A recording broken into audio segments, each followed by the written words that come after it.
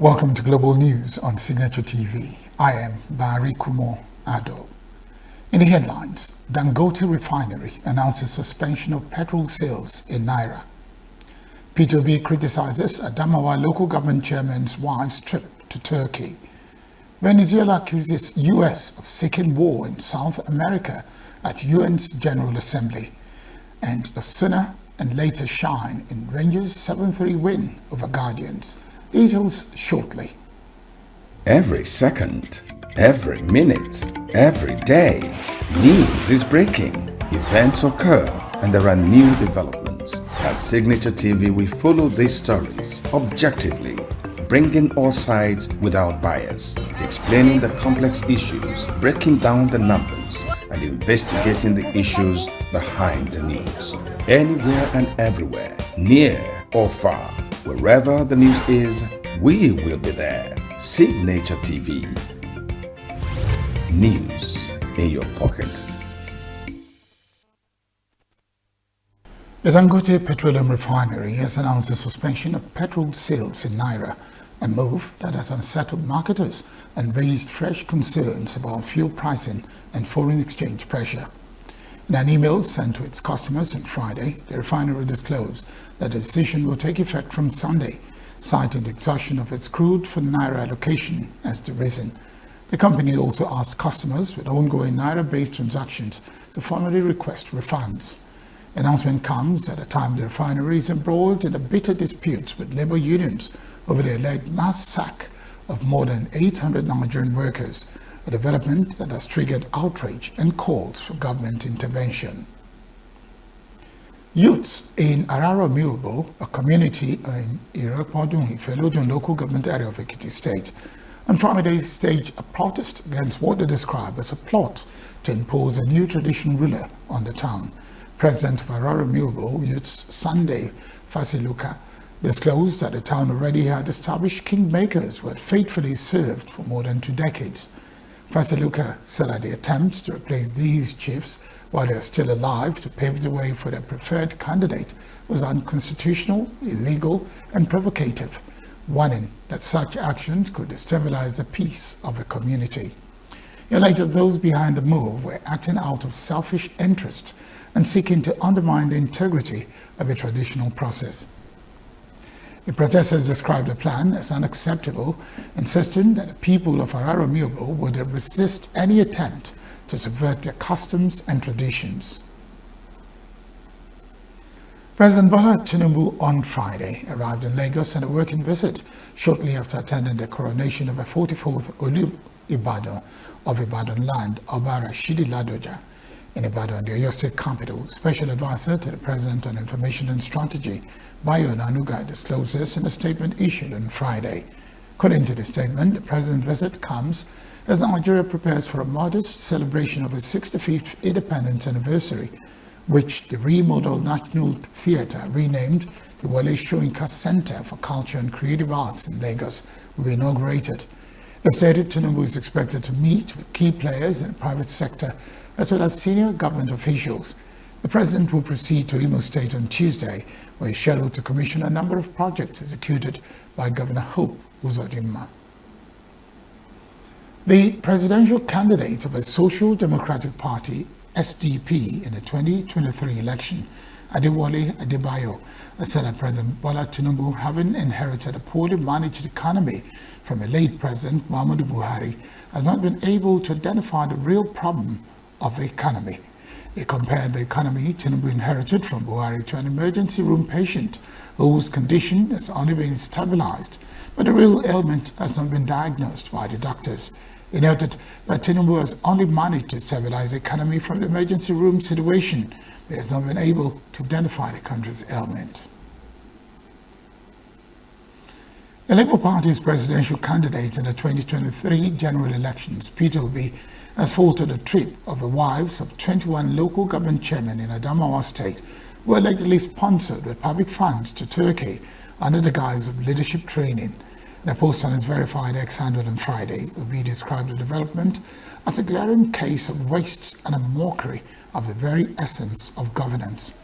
Obi said that using local government funds which belong to the people at a time, children at the basic education level, so education is the responsibility of local governments are out of school, and those in school lack classrooms and teachers, is an abuse of office and should not be condoned. Said that this is not only a glaring case of waste, but a mockery of the very essence of governance. Kebbi State Government has reaffirmed its commitment to supporting security agencies in the fight against banditry and insurgency across the state. Commissioner for Information and Culture, Yakubu Kebbi, disclosed this on Friday, whereas even the Director of Defense Information, General Tukugu Sow, in Berinin Kebbi, said the administration has been providing logistics, allowances, and intelligence support to security operatives and will sustain such interventions. The commissioner also urged the defense headquarters to convene a town hall meeting involving traditional rulers, religious leaders, youth groups, and community heads to strengthen intelligence sharing and community participation in security operations. In his remarks, Gusau said his visit was to assess military media collaboration in Kebbi and the wider Northwest. He commended Governor Idris for his support to security agencies, which he said had contributed to restoring calm in affected communities. The Secretary of State government has announced that it is open to dialogue with bandits willing to renounce violence and reintegrate into society. A special advisor in security to the Secretary of State Governor Ahmed Usman, who disclosed this in a statement, explained that such negotiations will be conditional, transparent, and closely monitored, stressing that it's not a blanket amnesty but part of a peace-building initiative aimed at lasting stability. Usman said the government has adopted a multifaceted approach to fighting insecurity, including equipping security agencies with patrol vehicles and motorcycles, and establishing the Sokoto Community Guard Corps to support intelligence gathering and surveillance operations. He noted that allowances for security operatives have been restored and that regular inter-agency meetings are held to coordinate responses to emerging threats. On support for victims of attacks, he said relief materials, medical aid, and temporary shelters have been provided for displaced persons. River State Head of Service, Inyingi Brown, announced on Friday that Governor Similaye Fubara has dissolved the State Pensions Board with immediate effect. According to the Governor, the Office of the State Accountant General would handle the functions of a board until a new one is constituted to oversee pension matters in the state. Sept further instructed members of the defunct board to hand over all property and assets of the board in their possession to the Director of Administration and the Pensions Office. Pensions Board was not among the state boards reconstituted by the immediate past Emergency Rule Administration, making this the first major decision by the Fubara-led government after the emergency rule that lasted for 6 months. Up ahead, Women Aid Collective intensifies campaign against domestic violence in Abia. NDLEA unveils German-built sniffer dog facility. Details of these and more after the break. Every second, every minute, every day, news is breaking, events occur, and there are new developments. At Signature TV, we follow these stories objectively, bringing all sides without bias, explaining the complex issues, breaking down the numbers, and investigating the issues behind the news. Anywhere and everywhere, near or far, wherever the news is, we will be there. Signature TV. News in your pocket. The Women Aid Collective WACO has inaugurated support groups to end violence, societal deprivations, and sexual harassment of women and girls in homes, schools, and communities in Abia State. The allies were set up on Friday in Umaya during a workshop organized by WACO and Ford Foundation for Men and Boys in Preventing Gender-Based Violence. The groups, which include the faith organizations, media, and male secondary schools students, were mandated to deepen the campaign to end the travails of Abia female gender. Delivering a lecture on the campaign, Wilson Alamba said that age-long societal myth about male aggressiveness, male dominance and control, suppression of women's rights and families were fueling crisis in homes, sometimes leading to husbands beating up their wives. Alamba lamented that some men totally abandoned family roles like cooking and cleaning up of homes to their wives, and claims that such roles were strictly reserved for women and female children. Also speaking, another participant, Victor Echebiri, raised alarm about the rate of bullying, sexual harassment and exploitation going on in schools, homes and communities against women and girls. Said that objectification was the root cause of many harmful practices, including online bullying, attack on female students, adding that victim blaming created fears in the victims and their relatives. The Executive Secretary of Zamfara State Emergency Management Agency, Bala Ahmad, on Friday confirmed the collapse of mining pits trapping several artisanal miners. The tragic event occurred in a Kadauri community in Mauru local government area of the state. Ahmad, who gave the confirmation to newsmen in Gusau on Friday, however, did not give further information on the incident which occurred on Thursday night. Executive Secretary said that he was in a meeting with stakeholders, assuring that he would give further details on the incident in due course. The locals said that the mining pits collapsed over several hours of rain in the area. They said they were battling alongside officers of the state to rescue survivors still trapped in the collapsed pits. Number of casualties in those still trapped in the mining pits was not yet known. However, those who sustained injuries were being treated at the Maru General Hospital. Troops of Operation World Stroke, OPWS, have rescued 2 kidnapped immigration officers in Ukum local government area of Benue State. Acting Media Information Officer Lieutenant Ahmad Zubeiru said in a statement that the daring operation was carried out for the incredible intelligence from appropriate superior authority regarding the abduction of David James and Arasu Oliver, both officers serving in the Nigerian Immigration Service. Acting on available information, the troops launched a coordinated search and rescue mission in Sept and Adamawa village, located within the Azendeshi Council Ward of Okum local government area.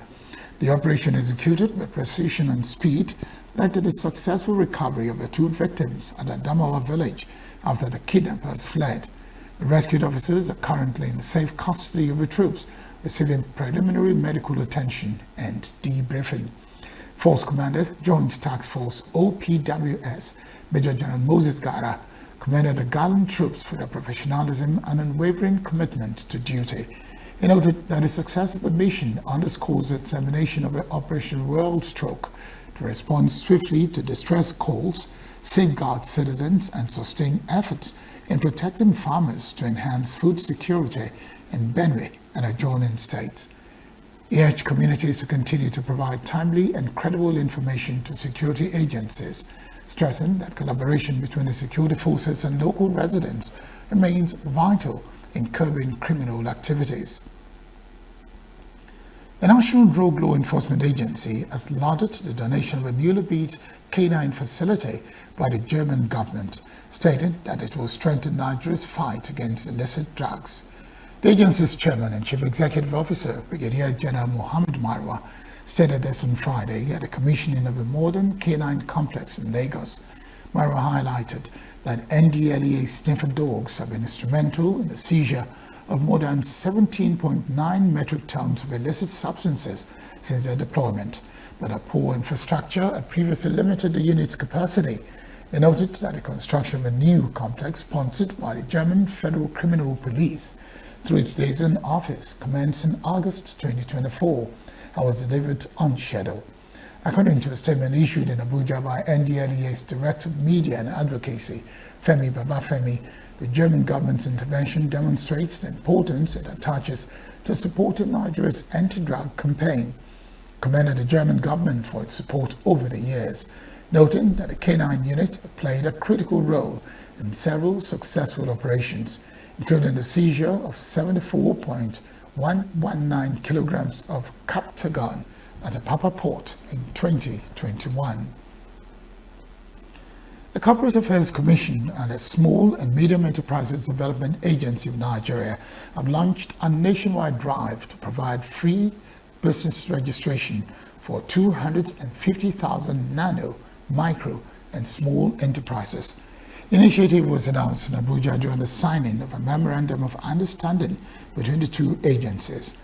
Statement issued by both agencies on Friday noted that the campaign forms part of activities marking the second year in office of CAC Registrar General Usaini Magaji and SMEDAN Director General Charles Odi were both appointed in October 2023.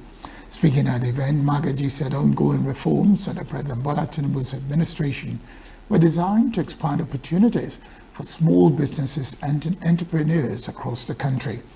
While Odi added that the initiative aims to reduce the number of illegal businesses and decrease the collapse rate of SMEs in Nigeria, the Free Business Name Registration Drive is designed to strengthen Nigeria's MSME ecosystem by promoting formalization and reducing barriers to growth, in line with the federal government's renewed hope vision. The shareholders of Unity Bank PLC have approved the proposed merger with Providus Bank Limited. Approval was given on Friday at a court-ordered meeting in Abeokuta, Ogun State, where 295 shareholders participated and deliberated on all items in the scheme of merger. According to a statement from the bank, 293 shareholders, representing 99.32% of total shareholding, voted in favor of the resolutions, while 2 shareholders, representing 0.68%, voted against. Speaking on the development, Chairman of Unity Bank PLC, Hafiz Bashir, said approval by the shareholders is a strong vote of confidence in the merger and what it represents for the future. By joining forces with Providus Bank, they are creating a stronger, more competitive and more long-term value to customers, shareholders and the Nigerian economy. Bashir stated that the new name of the enlarged entity shall be Providus Unity Bank to reflect the core loyalty present in the vast northern market. The transaction was a negotiated deal between Corus Securities as seller and PAC Securities as buyer.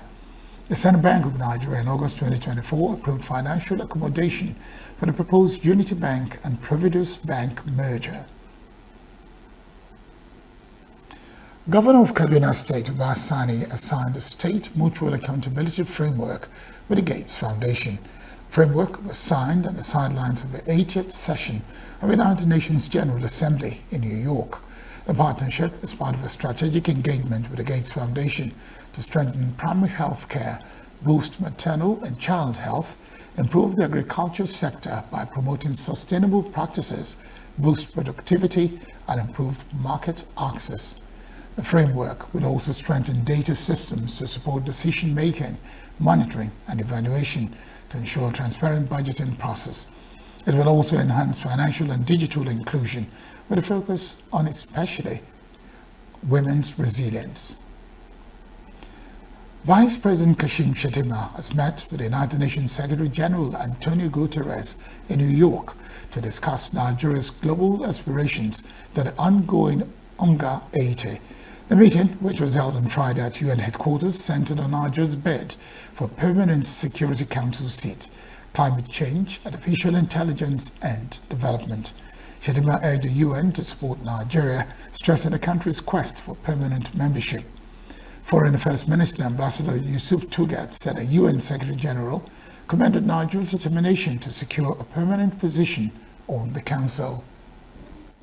United Nations, as you know, has a very strong presence in Nigeria. Its agencies are there. So achieving the Sustainable Development Goals, issues to do with climate change, collaborating on strengthening democracy in Nigeria and in our region. We're also partnering with the UNDP on a regional partnership for democracy, security in the region. And the VP further emphasized the need for the UN to support Nigeria even more so that we achieve more, and the fact that we are aspiring to become a permanent member of the UN Security Council. In fact, it was the Secretary General that commended the Vice President for stressing that in his speech. Also discussed achieving the Sustainable Development Goals, strengthening democracy in Africa, and advancing partnerships with the UN Development Programme. Minister of Communications, Innovation and Digital Economy, Bosun Tijani, revealed that Guterres praised Nigeria's progress in artificial intelligence. I think he was extremely happy when we mentioned to him that Nigeria, just a few days ago, released our first multilingual, multimodal large language model, the first one on the African continent that is backed by any government. So that part of the conversation came out. Even when we were walking out, he still mentioned that he would love to see Nigeria also supporting other African countries to make sure that Africa is not left behind in artificial intelligence, that we can actually leverage it properly for development as well. Encourage Nigeria to support other African countries in AI development to ensure the continent benefits fully. Minister of State for Humanitarian Affairs, Yusuf Tanko Sunono, highlighted government efforts in poverty reduction during the talks. He noted that UN funding cuts have affected humanitarian support, but assured that Nigeria is working to fill the gap. According to Sunono, highlighting that we have one of the largest UN support to strengthen Nigeria's humanitarian capacity and funding access. Just National Social Register containing almost 18.9 million households, and we have reached over 8.1 million Nigerians through conditional cash transfer.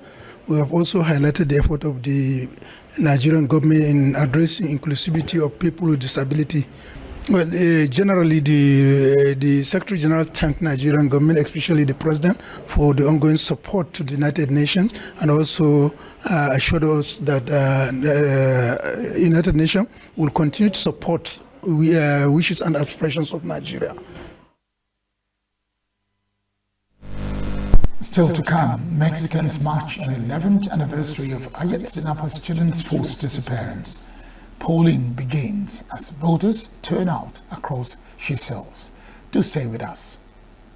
Every second, every minute, every day, news is breaking, events occur, and there are new developments. At Signature TV, we follow these stories objectively, bringing all sides without bias, explaining the complex issues, breaking down the numbers, and investigating the issues behind the news. Anywhere and everywhere, near or far, wherever the news is, we will be there. Signature TV. News in your pocket. Venezuela's foreign minister has accused the United States on Friday of fabricating vulgar and perverse lies to justify a military buildup in the Caribbean, warning it was part of a campaign to force regime change in Caracas. Pinto said Washington's goal was to bring war to the Caribbean and South America to promote a regime change that would allow them to steal Venezuela's incalculable oil and gas wealth. United Nations sanctions on Iran are set to be reimposed on Saturday. Britain's UN envoy said on Friday after Russian and Chinese Security Council resolution to delay them failed, prompting Tehran to warn that the West bore responsibility for any consequences. The decision to restore sanctions by Western powers is likely to exacerbate tensions with Tehran, which has already warned that the action will be met with harsh response and open the door to escalation. Russian and China's push to delay the return of sanctions on Iran failed as a 15-member UN Security Council after only 4 countries supported their draft resolution. All UN sanctions on Iran are due to return at 8 p.m. EDT on Saturday after European powers known as the E3 triggered a 30-day process accusing Tehran of violating a 2015 deal meant to prevent it from developing a nuclear weapon. Iran denies seeking nuclear weapons. 9 countries voted no, while 2 abstained. The sanctions will restore an arms embargo, a ban on uranium enrichment and reprocessing, a ban on activities with ballistic missiles capable of delivering nuclear weapons, a global asset freeze, and travel bans on Iranian individuals and entities, and will also hit its energy sector. UN sanctions targeting Iranian proliferation will be reimposed this weekend.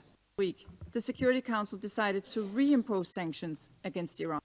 The United States supports the case France, Germany, and the United Kingdom, the E3, made for Iran's significant and continuing non-performance of its nuclear commitments. and we support the reimposition of pre-2015 UN sanctions on Iran in accordance with the process laid out in Resolution 2231.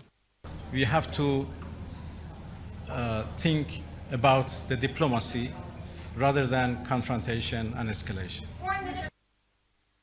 That negotiation with the United States is in fact a pure dead end. Do you think that nuclear diplomacy is dead now, given all your efforts failed and Diplomacy would never die, but it would be certainly more difficult and more complicated than before. United Nations General Assembly, Colombia's leftist president reasserted calls for global force to help the Palestinian people. Speaking to Onga this week, Colombian President Gustavo Petro slammed U.S. President Donald Trump for allowing missiles to be launched at children, young people, women, and the elderly in Gaza. He also made his call for an armed force to free Palestine. Speaking on the sidelines of Onga Friday, Petro doubled down on the call and added the force has to be bigger than that of the United States. That's why he would ask all the soldiers of the Army of the U.S. not to point their guns at people, disobey the orders of Trump, obey the orders of humanity. And that is why I made the following proposal. For the People's General Assembly in the United Nations, we are going to present a resolution that says that it be ordered by the United Nations the configuration of an army for the salvation of the world that has as its first task to free Palestine. The nations that vote, if the resolution is approved, and here this would be a lot of work for 2/3 of the nations of the world to vote, yes, then they will have the responsibility to configure with their own armies this great first unit in the world of an army that will make the orders of international justice lead to consequences. The nations of the world will then provide trained and armed men and women to configure that great army. It, global force, has to be bigger than that of the United States. That's why from here, from New York, I ask all the soldiers of the Army of the U.S. not to point their guns at people.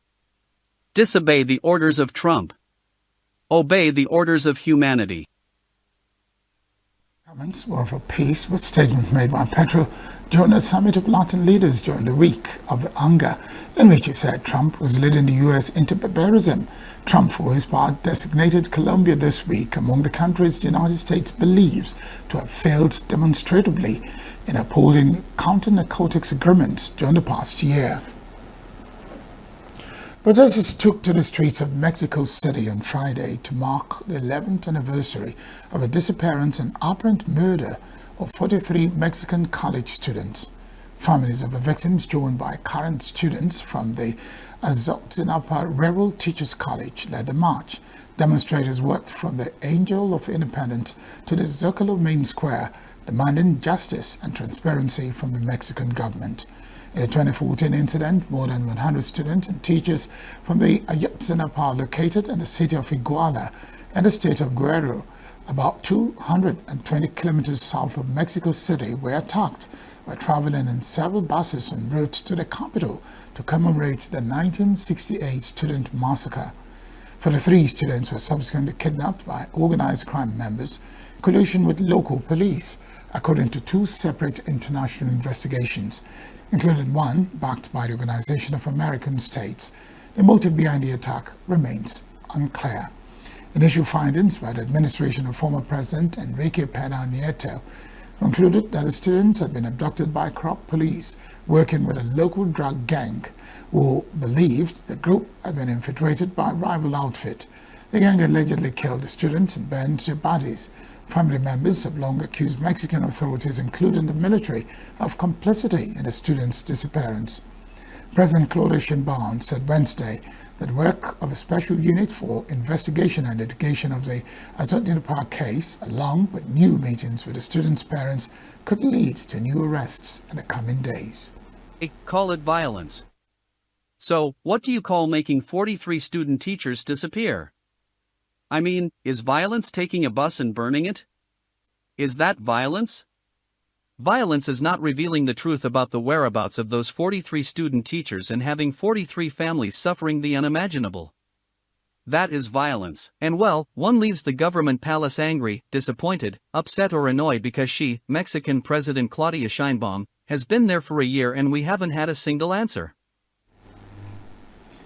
Family and friends of migrant Severio Villegas bid him a final welfare farewell in a small Mexican town on Friday after the 38-year-old father of two was killed by an immigration agent during an arrest attempt in a Chicago suburb earlier this month. Severo Villegas Gonzalez left Irimbo in Mexico's Michoacan state for the United States 18 years ago, returned on Thursday in a coffin after he was shot dead by a U.S. Immigration and Customs Enforcement agent on September 12. On Friday afternoon, a somber procession followed his coffin to a funeral mass. Villegas was also honored in the town's main square before finally being laid to rest amid tears from his loved ones. A cargo train transporting corn derailed in Araraquara in Brazil's Sao Paulo province on Thursday, but the railway operator Rumo said on Friday the tracks were operational again. 2 locomotives and 14 corn-carrying wagons were laying on the side after derailment caused by the train hitting a truck that was crossing the railway lines. The rail operator said that under the Brazilian traffic code, trains always have right of way at rail crossings. No one was injured in the accident. The Araraquara stretch is part of Rumo's Maha Palusta, which connects with the Maha Central, an important corridor for transporting corn from the center-west to the port of Santos, country's main export outlet for the grain. Brazil is currently at a peak of corn shipments for the harvest of a record crop. Eyewitness video filmed on Thursday showed a light moving across the sky, filmed from Narisdon near the Danish town of Aalborg, which was closed for a second night in a row on Thursday due to what police said was suspected drone activity. This week, drone incursions for several airports, both civilian and military, to shut down temporarily in various parts of Denmark. Country's defense minister branded the drone shortage as hybrid attacks, but it remains unclear what was behind them. Denmark has no plans to invoke NATO's Article 4 clause on security consultations, Foreign Minister said on Friday after the drone incursions this week. Israeli army demolished the house of one of 2 Palestinian gunmen on Saturday in Al-Kabir near Ramallah in the Israeli-occupied West Bank. The gunman, Mutanu Amro, was accused of carrying out an attack on Israelis at a bus stop in Jerusalem, killing 6 people on September 8. Israel police said the attackers were shot dead at the scene by a soldier and an armed civilian. On Saturday, the Israeli army demolished a house at dawn using explosives after raiding the village during the night, said head of Al-Kabir Council, Nafes Amoudi. The Arsalan Mutana Amro took part in a shooting attack on a bus station in Jerusalem earlier this month and killed 6 Israelis. Activists in Rome staged a sit-in protest on Friday, setting up what they call a permanent city camp in solidarity with Gaza and in support of a global Sumud flotilla.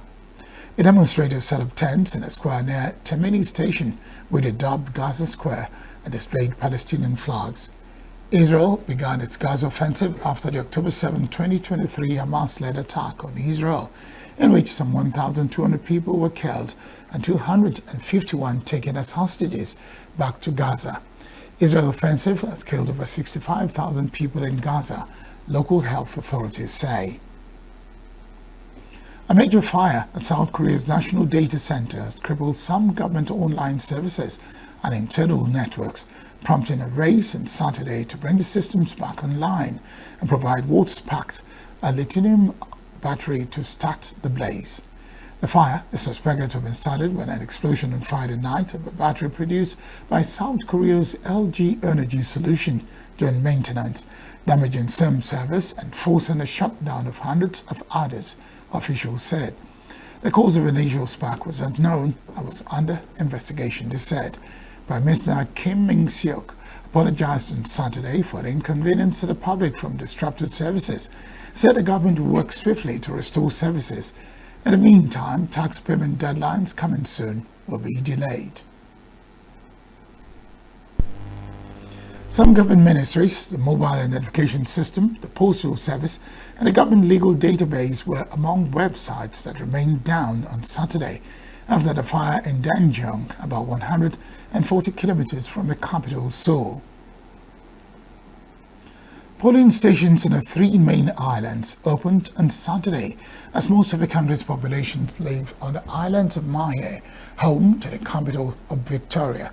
The voting marks a culmination of multi-day process that began with outlying islands and essential workers on Thursday. Election Commission's Chief Manuela Amisber told Reuters that everything has proceeded according to schedule. About 73,000 voters will choose from 8 presidential candidates, with President Valve Rakamala hoping to hold on to the top post against his main challenger, Patrick Hemmening of the United Socialist Party. Results are expected to be announced on Sunday. Dispatch went very well. Today we targeted electoral areas on Mahé. Yesterday dispatch were made for the 2 electoral areas on Pralin and 1 for Inner Island. We had a schedule and it went according to the schedule. As I'm speaking now, all dispatch have been made. Every second, every minute, every day, news is breaking, events occur, and there are new developments. At Signature TV, we follow these stories objectively, bringing all sides without bias, explaining the complex issues, breaking down the numbers, and investigating the issues behind the news. Anywhere and everywhere, near or far, wherever the news is, we will be there. Signature TV. News in your pocket. Alejandro Sona's 3-run homer in a 4-run first inning and Jack Letter's 10 strikeout performance powered the visiting Texas Rangers to a 7-3 win over the Cleveland Guardians on Friday night. The Guardians tied with the Detroit Tigers atop the American League Central Division, so the magic number for clinching a playoff berth remained at 2. Cleveland, holding the tiebreaker over Detroit, also leads the Houston Astros by half a game for the final wild-card spot. Letter matched his career high with 10 strikeouts and worked 7 innings, allowing 2 runs on 4 hits and a walk. The right-hander has now struck out 10 batters twice this season against Cleveland, including 7 scoreless innings in their August 23 matchup. Osuna's second homer of the season, a 406-foot shot to right center field, gave the Rangers a 4-0 lead, scoring Cody Freeman and Rowdy Tellers. Freeman later added a 2-run single, while Jake Berger drove in another run in the 7th inning to extend Texas' lead to 7-2. The Guardians, who are 18-7 in September, received a 2-run homer from Carl Manzando in the first inning and a 9th inning RBI single from Gabriel Arias. Slade Sekoni took the loss, surrendering 4 runs and 5/8 with 3 strikeouts and a walkover 5 innings. Texas snapped a 4-game road losing streak and won for just the second time in 11 games. However, the Rangers continue to struggle in Cleveland, having lost 7 consecutive series there while posting a 7-17 record since 2017. Cedric Rafaela hit a walk-off triple off the center field wall in the bottom of the 9th inning, lifting the Boston Red Sox to a 4-3 victory over the visiting Detroit Tigers on Friday and securing a postseason berth for the first time in 3 years. The Red Sox rallied from a 3-0 deficit, scoring in each of the last 3 innings. Boston's 12th walk-off win of the season ties for the second most in franchise history. Masataka Yoshida went 3 for 4 with an RBI and a run, while Rafaela added 2 extra base hits, including the decisive triple. Tigers remain tied with the Cleveland Guardians atop the American League Central. The Guardians hold a tiebreaker advantage after the 7-3 loss to the Texas Rangers. The Tigers also retain a 1-game lead over the Houston Astros for the final AL wildcard spot, with Houston falling 4-3 to the Los Angeles Angels. Red Sox reliever Aroldis Chapman and the win by Stratton the go-ahead run on 3rd in the 9th inning. Tigers reliever Tommy Campbell took the loss after allowing Rafaela's game-winning hit. Detroit starter Casey Mears struck out 8 over 6 1/3 innings of 2-run ball, while Boston's Kyle Harrison worked 3 scoreless innings before being chased during a 3-run 4th.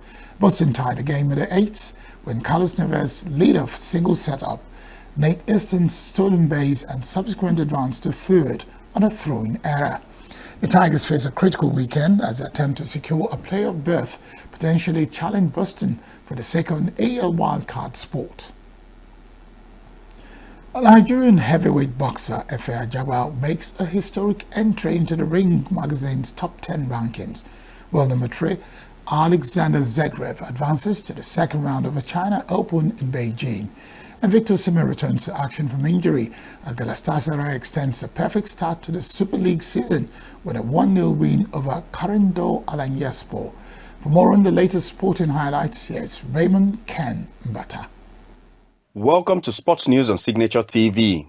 Toby Amuson has climbed to third place in the latest World Athletics 100 meters hurdles rankings, making her Nigeria's highest-ranked athlete following her silver medal at the World Championship in Tokyo. The 28-year-old, who is the world record holder, rose from 9th place to 3rd after scoring 1,430 points, moving in behind United States' Grace Stark, who tops the rankings, and newly crowned world champion Ditaji Kambuji of Switzerland, who sits 2nd. Amuson also made a major leap in the overall women's rankings, rising 40 places from 68 to 28. She is currently the only Nigerian woman inside the global top 100 after Favour Ofili, who previously featured, dropped out following her switch of allegiance to Turkey and absence from championships. And on to boxing, Nigeria's heavyweight boxer Efe Ajagba has been ranked among the top 10 fighters in the world by the Ring magazine. In its latest rankings updated on Thursday, Ajagba secured the number 10 spot in the prestigious list, widely regarded as the sport's most respected independent ratings. The 30-year-old, who holds a professional record of 20 wins, 1 loss and 1 draw with 14 knockouts, joins an elite lineup. The heavyweight division is currently led by Ukraine's Alexander Usyk, who holds the champion's position, with Britain's Tyson Fury ranked the first among contenders. And on to football, Nigeria Super Eagles will face Colombia in an international friendly at Citi Field, Queens, on Tuesday, November 18th, as part of a packed build-up to the next year's Africa Cup of Nations. Colombia, ranked 14 in the world and already assured of a place in the 2026 FIFA World Cup, will use the match as a part of a 2-game tour of the United States. Nestor Lorenzo's side meets New Zealand in Fort Lauderdale on November the 15th before heading north to New York to take on Nigeria. For the Super Eagles, it forms one of the 2 friendlies lined up in November. They meet Venezuela in Houston on November the 14th before facing Colombia 4 days later. Both fixtures are designed to sharpen the squad ahead of AFCON 2025 in Morocco, where Nigeria will open their campaign against Tanzania on December the 23rd in Fez. FIFA revealed Maple the Moose, Zayu the Jaguar and Clutch the Bald Eagle as the mascots for the 2026 World Cup on September the 25th. Each mascot highlights one of the host nations, with Maple representing Canada, Zayu Mexico and Clutch the Eagle United States. FIFA describes Maple as born to roam, journeying across all of Canada's provinces and territories while connecting with people and embracing the country's rich culture. A street style-loving arts, music enthusiast and dedicated goalkeeper, Maple found purpose through creativity, resilience and unapologetic individuality. Zayu from the jungles of southern Mexico, meanwhile, embodies the rich heritage and vibrant spirit of the country. With a name inspired by unity, strength and joy, Zayu transforms on the pitch as a striker, showcasing exceptional ingenuity and agility that intimidates defenders. Off the pitch, Zayu embraces Mexican culture through dance, food and tradition, uniting people across borders with passion. And Clutch possesses an unquenchable thirst for adventure, soaring across United States and embracing every culture, game and moment with boundless curiosity and optimism. Fearless on the pitch and uplifting off it, Clutch leads by action, rallying teammates, lifting spirits and turning every challenge into an opportunity to rise higher. A social spark and sports fanatic, Clutch, like all great midfielders, unites people wherever they go, proving that the true flight is about purpose, passion and play. Al Hilal fought from a goal down to beat Al Ogdoud 3-1 in their Saudi Pro League encounter in Riyadh on September the 25th. Togolese winger Khalid Nare had put the visitors up in the 14th minute before goals in the first half stoppage time from Marcos Leonardo and Theo Hernandez gave Al Hilal a 2-1 advantage at the break. In the 79th minute, Leonardo grabbed his second as the hosts saw out the rest of the match to climb up to 4th in the league standings on 8 points after 4 matches, with a record of 2 wins and as many draws. And that's the end of sports news today on Signature TV. I am Raymond Ken Mbata. Entertainment is next. This is entertainment news. Paul Okoye, aka Rude Boy, who is one half of the famous duo P-Square, has threatened legal action after an ex-user alleged that he raped his former housemate. The online row began during Okoye's wife, Ifeoma's 25th birthday celebration on September 23, 2025. In the wake of celebratory posts showing the couple together and the gifts he showered her with, a different conversation ensued online.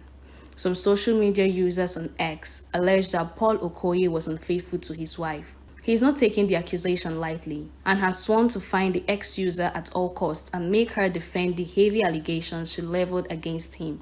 Shortly after Rude Boy's response, the accuser with the username @ChubiByDiva deactivated her social media accounts, but this is unlikely to save her from Rude Boy's anger. Nigerian music superstar Oluwatobiloba Daniel Anidugbe, popularly known as Kiss Daniel, has debunked a viral report claiming that a court ordered the freezing of his personal and business account over a contract dispute.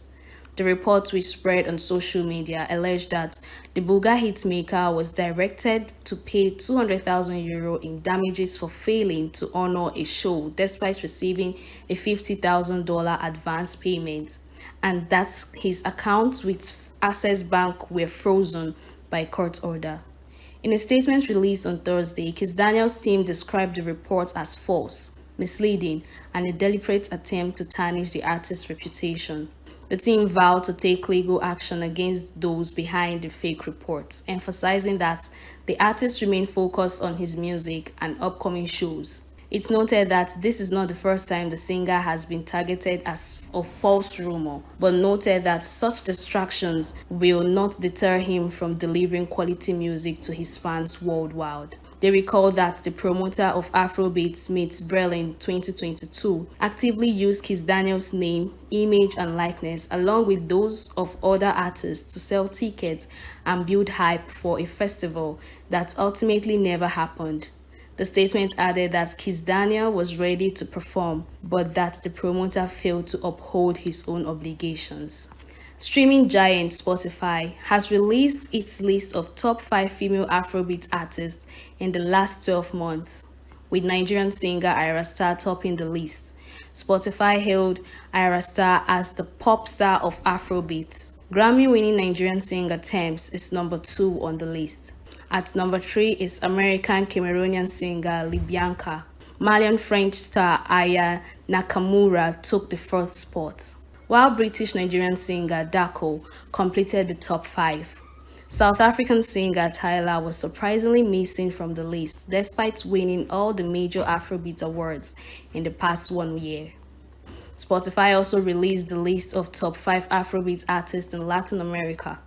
The list was entirely occupied by Nigerian musicians. Rema is number 1 of the list. Ira Star took the 2nd spot, while CK completes the top 3. Burna Boy and Wizkid are number 4 and number 5, respectively. Grammy-winning Nigerian singer Burna Boy has dismissed claim that he was inspired by Afrobeat pioneer Fela Kuti. During a recent conversation with tennis legend Roger Federer, the African giant hitmaker stated that Fela's records were among the albums that defined his formative years, but he wasn't inspired by them. Burna Boy explained that the first album he got was the record of R&B artist Joe as his 10th birthday gift. He revealed that he got Fela's album from his granddad, Benson Idunje, who was the Afrobeat musician's first manager. He also shared that Lil Wayne's The Carter 3 and Tupac's Machiavelli album were also among the theme song of his childhood. Federer went ahead to ask Burna Boy which of those records had the biggest impact on him, and he said none, but added that Fela was a big influence on him. Burna Boy's claims of not being inspired by Fela came as a rude shock to many, as he has sampled the Afrobeat pioneer in several of his songs, including hits like Yay, My Money, My Baby, and Bona. And that's the entertainment news. I am Queenette Wokonta, Signature TV.